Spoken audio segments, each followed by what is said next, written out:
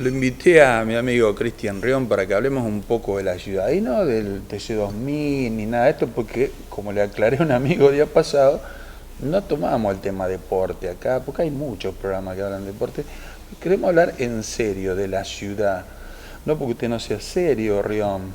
¿Cómo anda usted? Bien, muy bien, muchas gracias por la invitación y creo que como decía yo hace un tiempo, todo tiene que ver con todo y el TC2000 tiene que ver un poco con la cuestión porque estaría bueno que hablemos un poco de lo que es el tránsito en la ciudad de Santa Fe, tránsito que sufre la gente en general, y cuando digo la gente digo aquellos que son peatones, que van caminando, que transitan, que hacen su trabajo caminando, que van a hacer su trabajo caminando, otros lo hacen por diversión pero lo sufren bastante, también los ciclistas.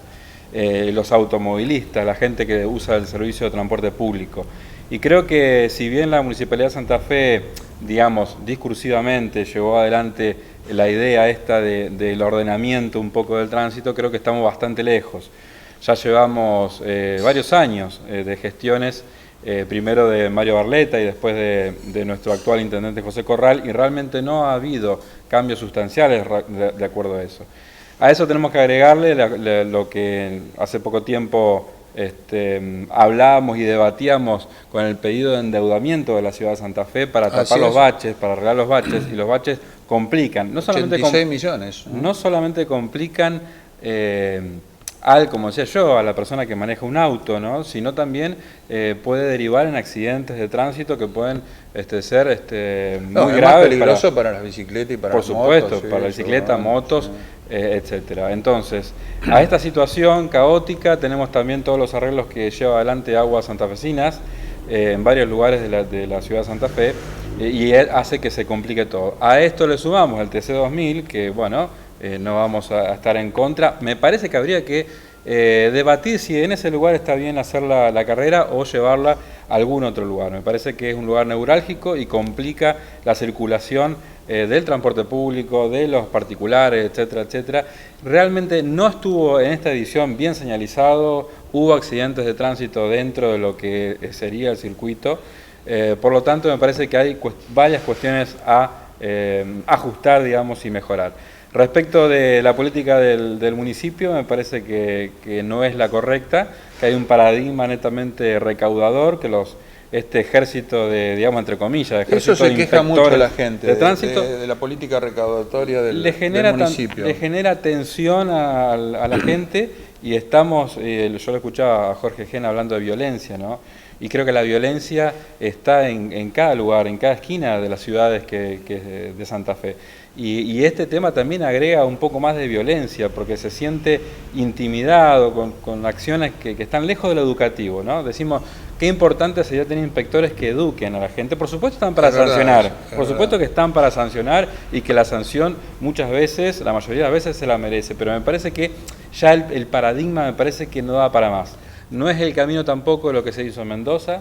Me parece que si eso es parte de un master plan, de un plan integral para la ciudad de Santa Fe en cuanto a lo que tiene que ver con circulación de automotores, me parece bien. ¿A qué te referís ahí, Cristian? Lo de Mendoza, entre San Jerónimo, lo que se hizo de tomar una parte de la calle para hacerlo peatonal, me parece que no es lo indicado. Mendoza, esto es entre San Jerónimo y 25 de Mayo. Así es. Me parece que queda aislado, que no responde a un plan, como decía yo, mayor, que tiene que ver con ordenamiento del tránsito, donde a los autos que no pueden doblar, que vienen por San Jerónimo, no pueden doblar por Mendoza, estorban más todavía el tránsito, yendo hasta Salta, doblando a la derecha por Salta, doblando nuevamente por 9 de Julio hacia el norte, doblando nuevamente por Mendoza para poder retomar el camino hacia lo que es el puerto de Santa Fe, por ejemplo, ¿no? Por lo tanto, me parece que son medidas aisladas y que tienen que ver más con lo marketinero que realmente con una cuestión de tratar de solucionar. Lo mismo pasó con el carril exclusivo, que se plantó en una avenida que es muy corta y que no tiene los resultados que deberían tener. El resultado es menor. El resultado es menor, se ha perjudicado el comercio, es muy poco lo que se le ganó con el colectivo. Estamos a favor de que el colectivo pueda ir más rápido, por supuesto, pero me parece que Rivadavia no es el lugar. Ahora hubo una modificación que saca el Consejo a través de las iniciativas de los concejales Basile y Saleme. Bueno, esperemos que no sean vetadas por el intendente o que puedan ser consensuadas realmente con los usuarios del colectivo, con los comerciantes y con los concejales. Ya que está en el tema de tránsito, ¿opinión sobre el transporte público actual? El transporte público es malo porque el sistema no funciona como debe funcionar. Se le agregó el cuándo pasa, que es una información, pero muchas veces lo único que hacemos es saber que va a pasar realmente tarde. Colabora a la inseguridad porque por la noche también es un elemento de inseguridad que no pase el colectivo a la hora que tiene que pasar. El órgano de control no funciona, existe, pero no funciona como tal. Solamente son testigos, testimoniales del mal funcionamiento del sistema de transporte público. Si se mejora, y esto es una clave lo que decís, Oscar, si se mejora el transporte público, la gente naturalmente va a dejar de usar tanto el auto y se va a volcar a un sistema eficiente y accesible al bolsillo también, porque hoy en día es más accesible comprarse una moto o 2 motos en una casa que andar en colectivo. Así es. Gracias, Cristian. Gracias, Oscar.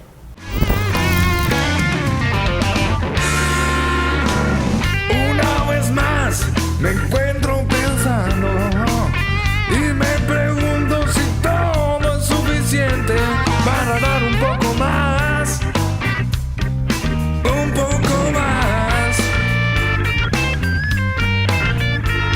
No quiero sentirme tan solo en este lugar. Laura Prati es escritora, correctora, y una novedad es que ha participado de un ciclo del pensamiento 2010-2016 que se lleva a cabo en La Casona. ¿Qué tema eligió? Literatura y fetichismo, o el fetichismo en la literatura. Buenas tardes, Laura. Buenas tardes, Julia. ¿Por qué la elección de ese tema? Bueno, primero gracias por invitarme para hablar de esto.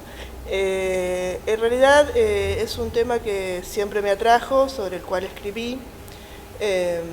Y pienso que atrae a casi todo el mundo, es decir, son esos temas comunes a todas las personas y no son tabú, pero sí tienen ciertos reveses que no hace que sea tan cotidiano hablar de los fetiches por sí. Y bueno, como mi historia, digamos, como lectora me ha llevado a buscar textos que tuvieran ese tipo de condición retratada, se me ocurrió eso, me dieron la libertad de elegir un tema y busqué textos, investigué, primero desde el aspecto psicológico, obviamente, porque bueno, no podía obviarlo, de ahí viene la condición de ser fetichista, que es una condición, no es una perversión por sí, se puede transformar en perversión.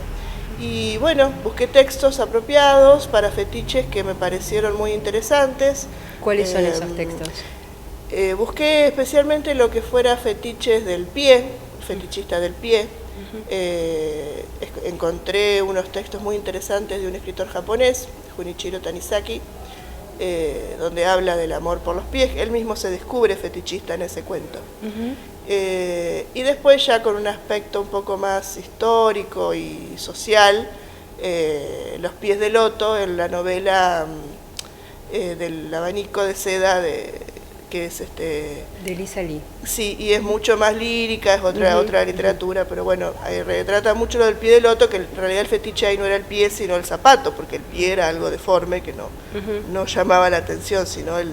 Claro, el pie achicado para que entre en esos zapatitos para que entre mínimos. Dentro del zapato, y el fetiche era la mujer con ese zapato puesto, que era muy decorado, y a la vez era un fetiche del hombre también, la condición de inferioridad que le daba a la mujer eso, porque obviamente no podía caminar, no podía estar en derecha, entonces, bueno, era una cuestión ya que tenía que ver con la sociedad de ese tiempo y ese lugar. Sí.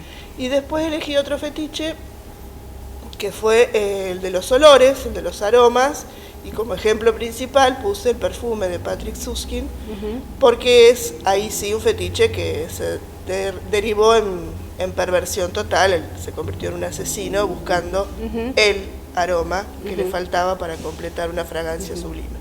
Un hombre además que no olía, él mismo no olía, él no generaba tenía aroma. Y eso le generó, descubrió que sí podía oler y con eso catalogaba a las personas. Entonces era su fetiche para aceptar o rechazar a la gente. ¿Vos escribiste sobre fetiche, dijiste Yo, recién? sí, justamente en esa charla que fue donde inicié este camino de patologías y de condiciones, escribí sobre los zapatos, que es un fetiche absolutamente común. Casi todos los fetiches tienen que ver con lo masculino, porque es una condición masculina, inclusive en la mujer, digamos, desde la psicología es el lado masculino de la mujer, por eso mayormente hay literatura sobre fetiches de hombres y no de mujeres. En mi caso, el cuento es, el fetiche es el zapato, pero ella, la protagonista, que va narrando, es un zapato de taco, cuyo fetiche es una zapatilla. O sea, es un fetiche femenino de un objeto, un fetiche de un objeto, una cosa un poco rara. Laura, el día que diste la charla, estaba entre la gente que estaba presente, un psicoanalista. Sí. ¿Te sentiste muy observada, analizada, haciendo el tratamiento de este tema? Sí, bueno, cuando llegó ahí nomás yo dije, bueno, sonamos porque tiene o sea, el aspecto psicológico es la base. Yo tomé la línea freudiana, donde el objeto es atracción sexual, se le puede la línea, digamos, se puede hablar de Marx con el fetichismo de la mercancía, pero ya me iba por otros campos que no podía llegar a recorrer así con soltura. Pero él estuvo bárbaro porque dio un gran aporte, así que se enriqueció y aprendimos todos y se hizo como un debate, la gente empezó a contar su fetiche y fue una noche Terminó de bien. vela. Laura, contanos por último cómo sigue esto, este ciclo. Bueno, este ciclo en realidad hace 6 años que viene desarrollándose allí antes en otra casa, ahora en La Casona, que es una casa que dirige Daniel Otero, cedida a tal efecto, digamos, al efecto de actividades culturales. Arriba, la planta alta tiene exposiciones permanentes, funciona una biblioteca que fue armada también para que la gente pueda acceder, está en pleno centro, en Primera Junta y 4 de enero, con entrada por 4 de enero. Y la parte baja es donde se desarrollan estas charlas. Este año, digamos, esta parte del año se hicieron 2, de las cuales yo participé. Va a haber una última de este ciclo el viernes 26, que va a hablar sobre Nietzsche, lo apolíneo y lo dionisíaco, también un poco enlazando con la psicología, que lo hace un saxofonista que se llama Leandro Espínola, y va también a tocar música, él a tocar su saxo. Pero, como gustó, hablamos y tenemos la posibilidad de alrededor de octubre volver a hacer otro ciclo con temas así, digamos. No sé si puntualmente continuaremos el fetiche, porque a lo mejor no interesa ya, pero patologías, yo le llamo patologías, no son tan graves, son condiciones de la humanidad relacionadas con la literatura, donde aparecen, pueden ser las obsesiones, los miedos, los trastornos que hoy en día están en boga, los ataques de pánico. Yo escribo llevando todo eso un poco al absurdo. Bien. Y bueno, y es encontrar en la literatura donde se tratan estos temas, no con una seriedad académica, sino para poder hablarlos como se traduce la humanidad, digamos, se traduce lo que es la humanidad. Bueno, Laura, te agradezco mucho esta visita y tenernos al tanto de cómo continúan estas charlas. Bueno, muchísimas gracias, Julia. Santa Fe convoca a la marcha federal contra los tarifazos, los despidos y el ajuste. Recibimos a la columna del NEA en la Fuente de la Cordialidad. Cruzamos el puente colgante hasta la estación Belgrano, donde haremos el acto de Santa Fe. La columna continuará por Boulevard Pellegrini hasta Avenida Freire y desde allí hasta JJ Paso. La marcha federal sigue camino hacia Rosario, donde habrá un acto. El viernes, todas las columnas confluyen en el cierre en Plaza de Mayo. Nosotros simplemente queremos decir que esta nueva etapa la caracterizamos como una restauración conservadora en nuestro país, como una restauración de políticas neoliberales que lamentablemente están agrediendo, como ya fuimos agredidos los trabajadores, los sectores productivos, los sectores más postergados durante la década de los 90 y la dictadura. Hay muchas semejanzas, lamentablemente, apertura de importaciones, techo a las paritarias, inflación, ajustes por inflación y también algunos indicadores que tienen que ver con de autoritarismo que nos preocupan muchísimo. Es por eso que, apelando a la memoria histórica de nuestro pueblo, apelando a las mejores tradiciones de nuestras organizaciones, vamos a marchar y vamos a recorrer todo el territorio de nuestra patria, levantando las reivindicaciones que tenemos, visibilizando los conflictos y tratando de enhebrar cada una de las mejores experiencias de nuestro pueblo para confluir frente a la Casa Rosada, en Plaza de Mayo, en ese lugar donde el pueblo se tiene que juntar cuando tiene que hablar, y eso lo vamos a realizar con un esfuerzo gigantesco de organizaciones de todo tipo, que hoy estamos planteando que no puede mantenerse este estado de cosas, que no se puede continuar con esta receta neoliberal de Estado chico, con esta receta neoliberal de desregulación absoluta de la economía. Todas las políticas implementadas a partir del 10 de diciembre, ninguna benefició a la clase trabajadora. Nosotros tenemos cualquier tipo de decisión política no ha venido a favorecernos, incluso aquellas que atacan a las pymes, que es la gran generadora de empleo del país. Así que por los tarifazos, porque empezó el desempleo a hacer miles y miles de argentinos que pierden su puesto de trabajo, por la desesperanza, por la inflación, por la devaluación masiva, por la irresponsabilidad que ha tenido el Poder Ejecutivo en la forma en que llevó adelante el tarifazo, que ya nos había anticipado porque intentó hacer lo mismo con colocar 2 jueces en la Corte Suprema, intentó correr por un lugar que no corresponde.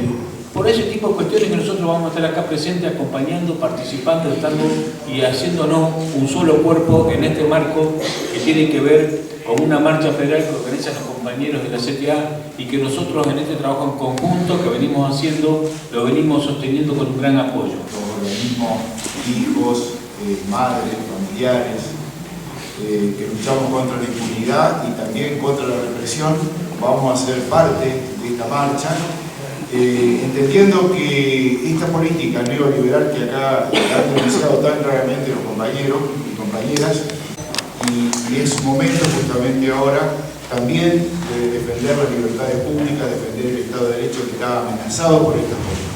Nosotros, las y los docentes universitarios y preuniversitarios de Santa Fe, que tenemos nuestra pertenencia con algo histórica a nivel nacional como federación, confederación que como saben pertenece a la CTA Autónoma, evaluamos en nuestra asociación de base la importancia y la necesidad imperiosa de participar en esta marcha. La diferencia de todas las marchas anteriores es que expresa, como todas las anteriores, la diferencia de las anteriores es que su raíz, su comienzo está en las 5 regiones del país. Se estima que por cada puesto de trabajo en blanco se pierden, se destruyen entre 3 y 4 puestos de trabajo de la economía popular, de los trabajadores informales, de aquellos sectores que tienen que pelear día a día para buscarse el sustento de su familia.